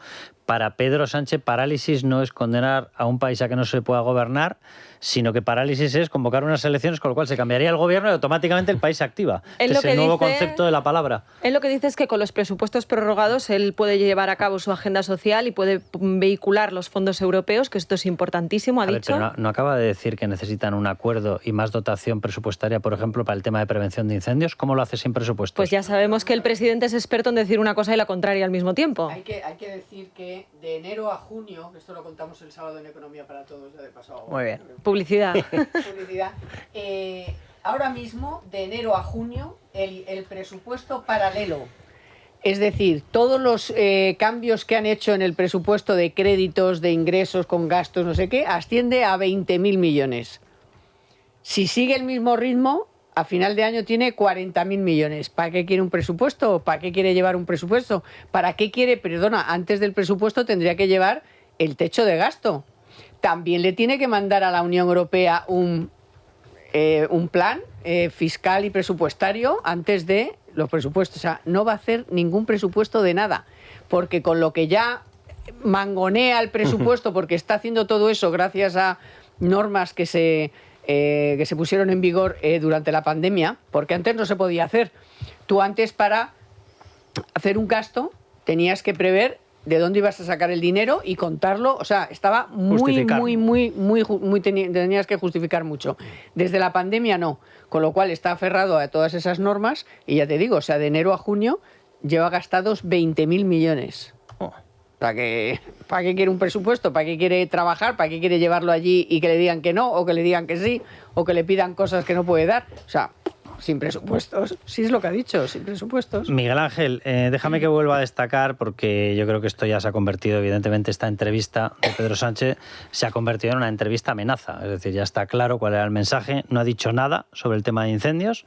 De hecho, ha hecho una publicidad barata de las no medidas que ya había lanzado, que básicamente son que todos nos concienciemos de que ya que él no va a hacer nada, lo tengamos que hacer todos los demás, que las comunidades autónomas tienen que hacer no sé el qué, si no se puede recoger la leña, no se puede recoger las piñas, no se puede pastorear el ganado, no se puede hacer nada, no sé qué puedes hacer en materia de prevención, que además tampoco va a haber dinero porque no va a haber presupuestos, como estaba explicando Carmen. Pero sí queda una frase brutal que es los jueces, Leo, están haciendo política. Vamos, una amenaza directa de Pedro Sánchez a los jueces que están investigando los casos de corrupción. Y lo quiero hilar con la noticia que tú publicas en estos momentos en Libertad Digital. Sánchez quiere renovar el Tribunal Constitucional cuanto antes para seguir controlándolo. Amén de todo eso, encima a Conde Pumpido, por los méritos prestados, lo mandaría al Consejo de Estado para que se perpetúe allí y siga cobrando su buen sueldo. Pero yo creo que aquí lo principal, Miguel Ángel, hay que explicar las cosas como son. Pedro Sánchez cuenta con dos instituciones decisivas. Una de ellas es la Fiscalía, quiere robarles las instrucciones judiciales independientes a los jueces para controlarlos a través de la Fiscalía, que la prueba de que efectivamente sería una Fiscalía controlada es que en esta misma entrevista acaba de decir que para él Álvaro García Ortiz es una persona absolutamente inocente y no hay ninguna tacha ni nada por lo cual tenga que abandonar el cargo. Esa sería la primera gran medida. Pero la segunda es la posibilidad de tumbar, de anular, como se ha hecho ya con la sentencia de los ERES, anular cualquier condena por parte del Tribunal Constitucional, ya venga de un tribunal normal, ya venga del Tribunal Supremo, da olímpicamente lo mismo, se las carga desde el Tribunal Constitucional, con lo cual lo que haga la justicia queda tumbado por un organismo político. Y aquí se quiere perpetuar Pedro Sánchez. Así es. Yo creo que lo has explicado perfectamente, Carlos. Al final, el viernes, en la apertura del año judicial, Pedro Sánchez ya ha conseguido el titular que va a ser indignación en el Supremo con las palabras del presidente del Gobierno sobre los jueces, ¿no? Ese titular va a caer seguro con estas afirmaciones tan graves que ha hecho contra la justicia, diciendo que hay políticos que hacen justicia y jueces que hacen política. Pero es una barbaridad. O sea, es que esto es como Maduro totalmente. Mira, o sea, este hombre ya... Si me permites, Miguel Ángel, vamos a escuchar a Pedro Sánchez diciendo eso que acabas de decir. Que hay jueces haciendo política y que hay políticos que tratan de hacer justicia, sin duda alguna la hay. Afortunadamente es la minoría, pero la hay. Y hacen un daño terrible, un inmenso daño a la justicia. Bueno, hay que decir que como Pedro Sánchez está acorralado por la corrupción, en su plan es clave la figura del Tribunal Constitucional. Esta institución, este tribunal político, Pedro Sánchez tiene que seguir controlando. ¿Qué es lo que ha pasado? Pues que Cándido Conde Pumpido acaba su mandato en diciembre, considera que ya le han caído muchas tortas después de lo que ha hecho avalando la ley de amnistía y con la amnistía encubierta de los ERE, y ha dicho: ahora a mí me vais a hacer consejero permanente del Consejo de Estado, yo no quiero seguir en funciones más tiempo en el Tribunal Constitucional cuando acabe mi mandato en diciembre. Y lo que le pasa a Pedro Sánchez es que le están entrando las prisas, porque si empiezan a salir informes de la UCO y se ve obligado, porque él no quiera convocar elecciones generales, y el Partido Popular consigue una mayoría de 3/5 en el Senado, pues esos 4 magistrados que toca renovar al Senado tendrían que ser elegidos por el Partido Popular. Y eso supondría un vuelco en la mayoría del Tribunal Constitucional, que ya no estaría controlada por la izquierda, ya no habría mayoría izquierdista, y por lo tanto, para el futuro de todos los casos de corrupción que acorralan a Pedro Sánchez, pues sería una noticia terrible, ¿no?, que él no pudiera controlar a los magistrados con esa mayoría en el Tribunal Constitucional que se están dedicando a enmendar la plana a todas las sentencias del Tribunal Supremo. Esta entrevista, si se le puede llamar así, está siendo publicitada a través de Radio Televisión Española, que la pagamos con el dinero de todos los españoles y con los impuestos de todos los españoles, que yo la estoy siguiendo en parte por los mensajes que me pasa Sandra y en parte por sus caras. Ha puesto una cara que se le han clavado las cejas en lo alto del estudio, porque es que una de las preguntas de Pepa Bueno ha sido: Sandra, ¿ha sido usted víctima de una campaña de deshumanización? Esa parte no era pregunta, esa era afirmación. ¿Cómo lo lleva usted? Y por favor. Y él ha dicho, con mucha paciencia. Es que de verdad, o sea, es verdad que no tiene desperdicio. Ya vamos a hacer aquí ya un poquito de sangre con esta historia. Más o menos paciencia que la familia de la niña violada. Más o menos paciencia que la gente que lo ha perdido todo en los incendios. Más o menos paciencia y los de la Dana, que todavía están esperando ayuda. Efectivamente, o que las víctimas del terrorismo que Palma, se han tenido que tragar un verano de homenajes proetarras por todo lo alto con la inacción absoluta del gobierno. ¿No le ha preguntado, ¿está usted bien? Y ha respondido, sí, estoy bien. ¿Ha venido a cenado o son las 10 y no ha cenado? Sí, bueno, pero es que luego las frases que está dejando Pedro Sánchez no tienen desperdicio, porque ha dicho, la polarización de España es asimétrica, yo no insulto. Uy. O sea, pues el gobierno no insulta. A todos los jueces. Se acaba de llamar prevaricadores. Es tremendo, tremendo.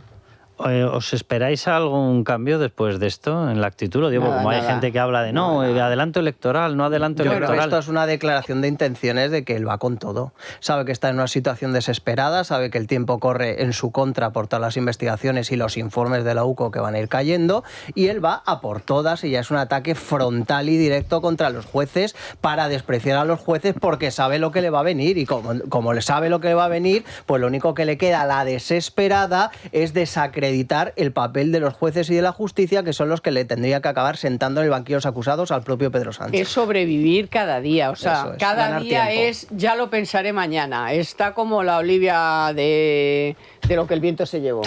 ¿Sabes? Bueno. Ya lo pensaré mañana. Lo de que va a aguantar hasta el 27... Hay mucho que decir sobre eso, porque va a depender de todos los informes que faltan, del patrimonio de Ábalos, del patrimonio de Cerdán, de lo que cómo avance Zapatero, en fin. Del informe de las relaciones entre Begoña Gómez y Air Europa. Claro, y luego el juicio de su hermano, el juicio del fiscal, cómo acaba Begoña, o sea, de Ángel que Víctor, va a aguantar Víctor hasta el 27, bueno, mañana.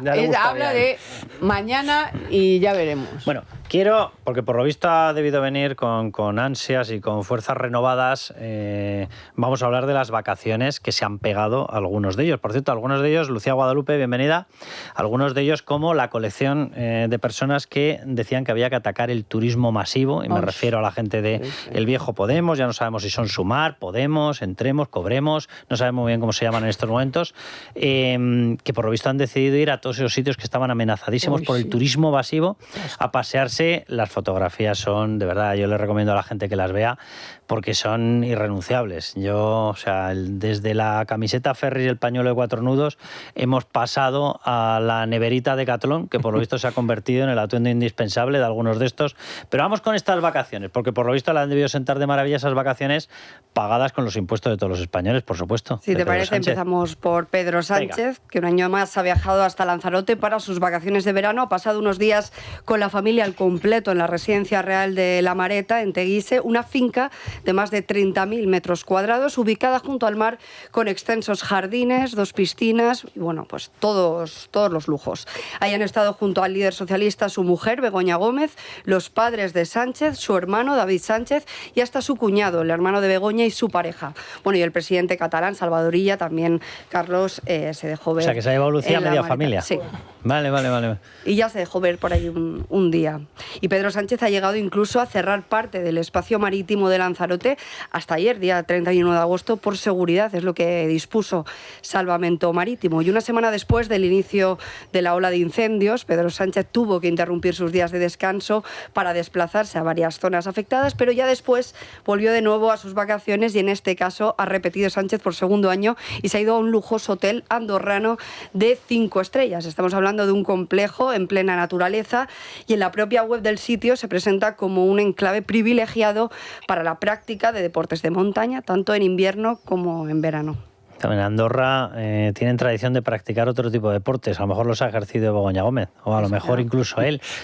Simplemente una cuestión. Escuché por ahí que la noche eran 2.000 euros.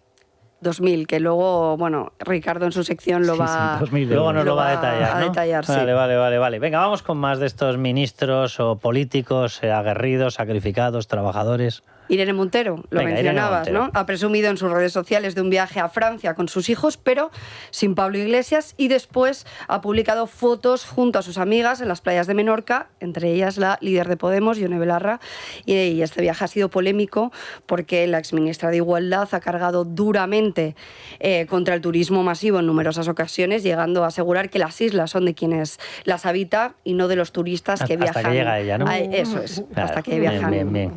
ellas en periodo estival. Venga, más ejemplos de los aguerridos sacrificados. Yolanda Díaz, venga, que no ha cambiado de destino, se ha quedado en casa, en Galicia, concretamente en Bayona, localidad en la que se deja ver desde hace años junto a su familia, y hace unos días hemos podido ver a Yolanda Díaz disfrutar de una mariscada en el restaurante Peixoto junto a numerosos amigos, entre los que se encontraban algunos conocidos periodistas, una comida por todo lo alto por la que pagaron 40 euros por cabeza, tal y como publicó el diario El Debate. Fíjate que a mí, oye, que se gasten lo que quieran de lo que hayan obtenido ayudando a España, ¿vale? El pequeño problema es que se marchan a estas vacaciones dejando España ardiendo por todas partes. Y estando en Galicia, ¿eh? Sí, o sea, primero, siendo gallega, estando en Galicia y no eres capaz de acercarte ni a uno de los sitios que estaban ardiendo. Sumida España en una parálisis de gobernabilidad absoluta, con un disparo de la carga fiscal y con una reducción del poder adquisitivo de todos los españoles brutal, con una ola de corrupción absolutamente tremenda e impresentable, sin dar una sola explicación.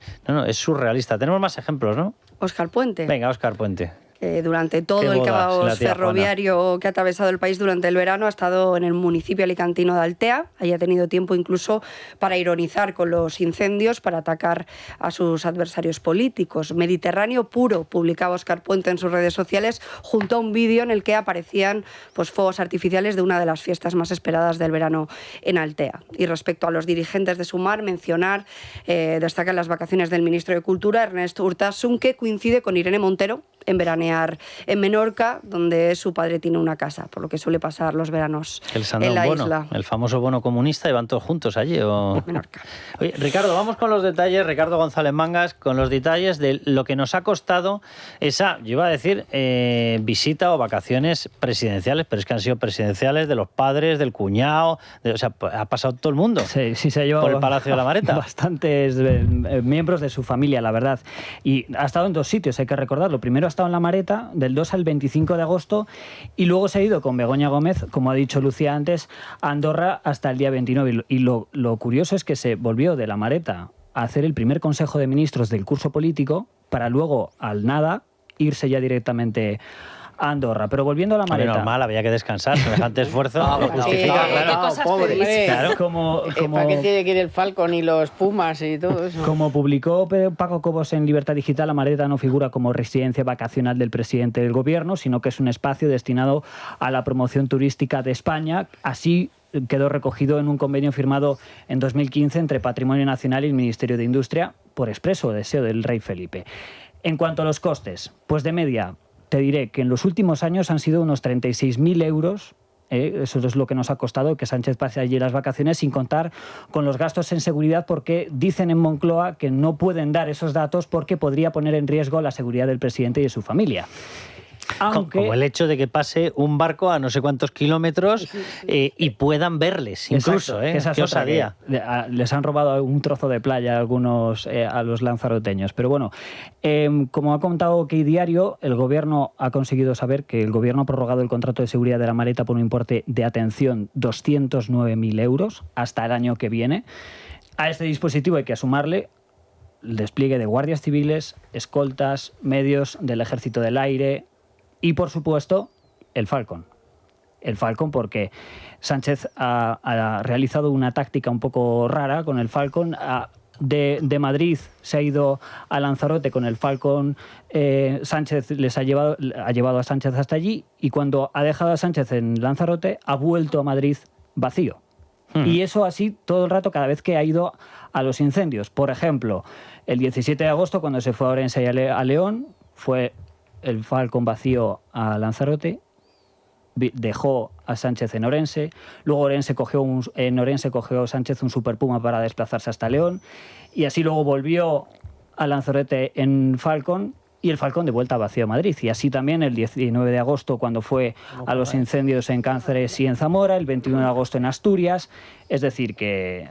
Ha habido mucho movimiento aéreo. Sí, que nos ha salido barato. El tema del hotel en Andorra, ¿tenemos detalles? Sí, tenemos detalles, porque sabemos que lo han publicado varios medios, que se ha alojado en un hotel de lujo, que tiene spa, que cuesta unos 2.000 euros por noche. También, según han publicado algunos medios, habría cerrado una planta entera del hotel.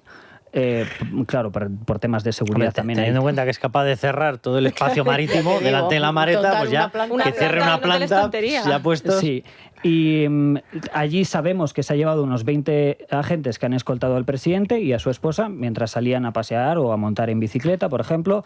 También ha contado con 20 drones que han vigilado que todo esté en orden, y incluso el gobierno de Andorra también ha puesto medios y efectivos a su disposición. Vamos a ver, la justificación para que fuese a Palacios, que además lo has explicado perfectamente, vamos a ver, la Mareta no es un palacio presidencial, no es verdad. O sea, fue un regalo de Hussein de Jordania en época de Juan Carlos I, se lo dio a Juan Carlos I. Juan Carlos I, en el momento de la abdicación, pues evidentemente traspasa todo, lo traspasa dentro de la Casa Real y se hace cargo de él nuestro actual rey Felipe. El rey Felipe dice, mira, yo no voy a utilizar esto y yo lo cedo a Patrimonio Nacional. Como está haciendo las cosas el rey Felipe VI.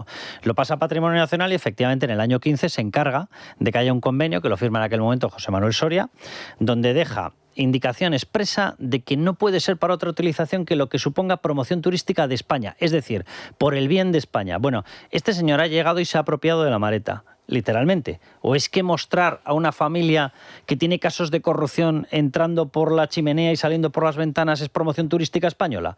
Se ha apropiado de él, pero es que la justificación era, así pasamos las vacaciones en España, con lo cual reducimos los gastos de seguridad. Vale, pues nos acaba de explicar Ricardo que no, me voy a coger las vacaciones en España y luego las de Andorra. Y me llevo los drones, los policías, pido más policías, traslado, pumas, super pumas y todo lo que haga falta. De hecho, con el tema de la Mareta me gustaría que escucharais un corte del senador del PP, Francisco Javier Martínez, que estaba preguntando, era el miércoles pasado, a la vicepresidenta de Transición Ecológica, Sara Agesen, por la gestión de los incendios, y definía así la estancia de Sánchez en la Mareta. Yo lo que sí sé es dónde estaba Pedro Sánchez cuando se estaban produciendo el incendio. Estaba, permítame la expresión, gorroneando en la Mareta. Es el gorrón de la Mareta. Mientras la gente se estaba quemando, mientras los montes se estaban quemando, él estaba con uso particular de él y todos los que lo acompañaban, cuñados, etcétera, en la Mareta. Es un gorrón, auténticamente. Ricardo. Y una cosa más, si me dejáis, porque hay, como hemos dicho, más de 200.000 euros al año para seguridad para Pedro Sánchez en la maleta, pero, por ejemplo, no hay dinero para las dietas de los policías y de los guardias civiles que tienen que desplazarse para dar seguridad o bien al presidente del gobierno o en otros muchos eventos con personajes públicos. Lo ha denunciado en estos micrófonos para La Noche de Cuesta Mila Cívico, portavoz de Jucil. Las dietas que perciben nuestros compañeros llevan más de 20 años sin actualizarse, lo que supone que en la actualidad solo cuenten con alrededor de 77 euros diarios para cubrir manutención y alojamiento. Este importe resulta claramente insuficiente si tenemos en cuenta el coste real de la vida y de los servicios básicos en cualquier punto de España. Además, en demasiadas ocasiones son los propios agentes quienes deben adelantar de su bolsillo estos gastos, lo que genera una carga económica injusta y desproporcionada. Gracias a la presión ejercida por Jucil en defensa de unas condiciones laborales justas, los guardias comisionados en la Mareta han podido contar, en su mayoría, con el dinero adelantado para hacer frente a estos gastos.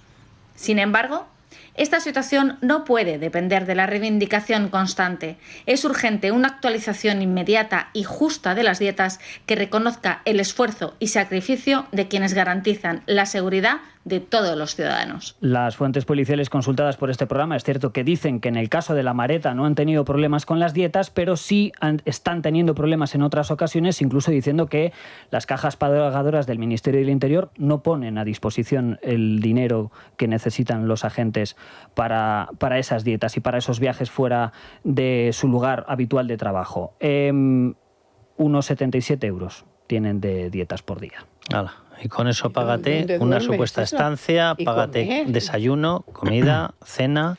Y alojamiento. Y págate una supuesta molestia por desplazamiento desde tu sitio, porque se supone que va incluido el concepto de indemnización por las molestias, de que tienes que abandonar tu hogar, de que tienes que dejar a tu familia y demás. 77. Eso ya ni la pensión, el peine, ¿no? Sí, Dios bendito. Y ahí también hay diferencia con, por ejemplo, policías autonómicas. Sí, sí. Miguel Ángel, por lo que vemos, luego vamos a dar información, por cierto, Sandra, de lo que está ocurriendo con todo el tema de Rusia, que es gravísimo, porque resulta, bueno, lo hemos contado antes ya y lo hemos lanzado la noticia, que el propio avión de von der Leyen ha sufrido un hackeo, un ataque informático que tiene toda la pinta de que evidentemente viene de Rusia, después de una serie de ataques asesinos por parte de Rusia en territorio ucraniano y después de advertencias y ataques incluso en intereses europeos en algunas de las zonas ucranianas. Luego lo vamos a contar, pero ¿cómo está trabajando la UCO? Lo digo porque la UCO es Guardia Civil, lo digo por el trato que está dando el gobierno de Pedro Sánchez a las fuerzas y cuerpos de seguridad del Estado en materia de lucha anticorrupción. ¿Cuenta con medios? ¿No cuenta con medios? Bueno, la verdad es que la UCO ahora mismo está trabajando a destajo, contrarreloj, porque obviamente hay una preocupación enorme. Hablábamos de las leyes Bolaños, y una de las leyes Bolaños implica que la Policía Judicial, en este caso la UCO, pase a depender de el fiscal de turno y no de los jueces.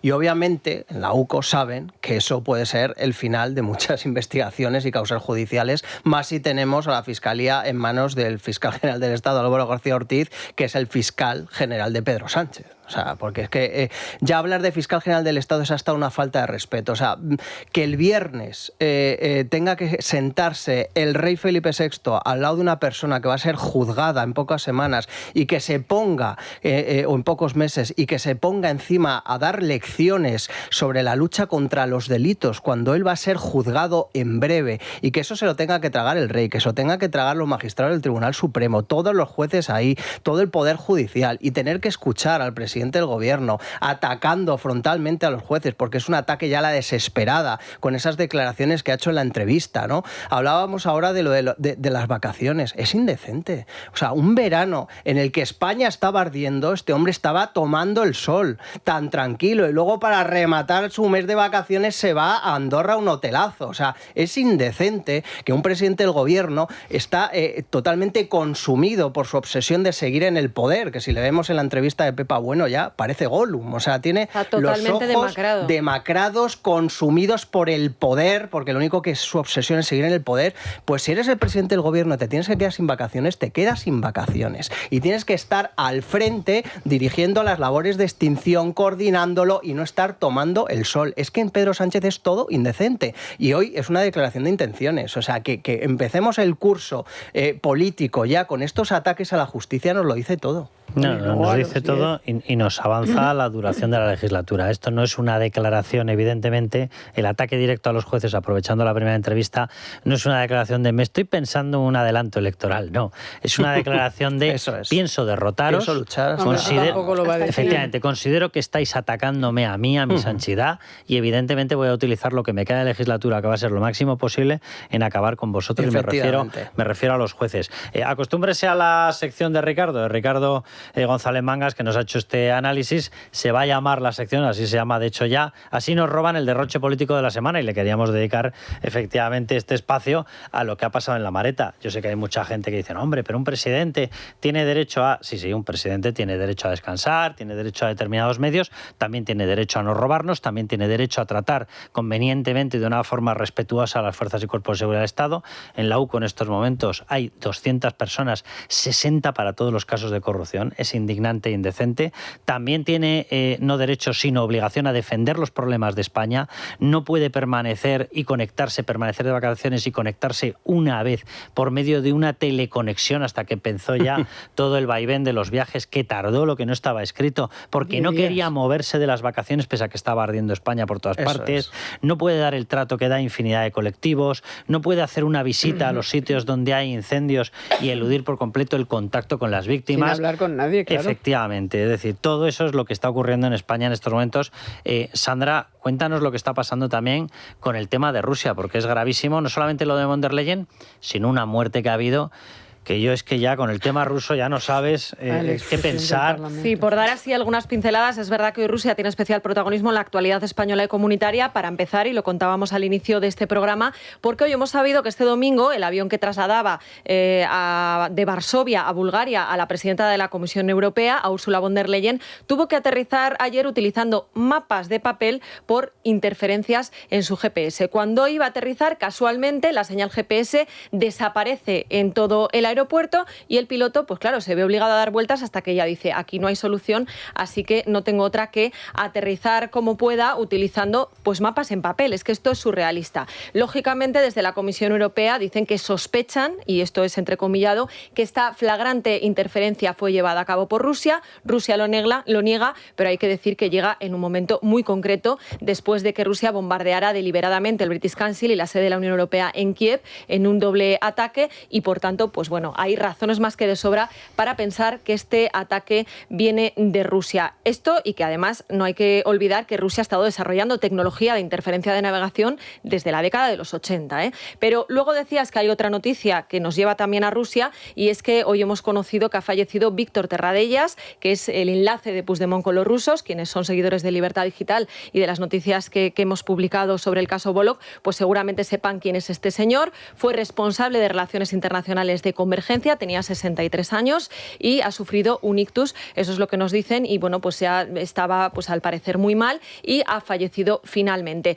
Era el hombre de confianza de Artur Mas I, después de Puigdemont, y hay que decir que en el marco del caso Bolog fue investigado y reconoció que el emisario ruso Nikolai Sadovnikov, el día previo, lo recordaréis, a la Declaración Unilateral de Independencia de 2017, ofreció a Puigdemont un contingente de nada menos que 10.000 soldados rusos, además de dinero, siempre y cuando pues Cataluña pudiera convertirse en un paraíso de criptomonedas para Rusia. En el golpe separatista hubo una serie de relaciones decisivas para mantener ese golpe separatista contra España, contra la Constitución. Efectivamente, una serie de relaciones entre el partido de Carles Puigdemont y Putin, y Vladimir Putin. Rusia se ofreció de todo, desde un esquema de blanqueo brutal utilizando Cataluña, pero que habría financiado su independencia. Se ofreció efectivamente contingente militar, que da la sensación de que ni tan siquiera era ejército puro, sino que podrían haber sido los Wagner o un grupo de estos paramilitar. Se ofreció todo tipo de apoyo, todo delictivo, con tal de que pudieran fraguar y pudieran materializar su golpe separatista.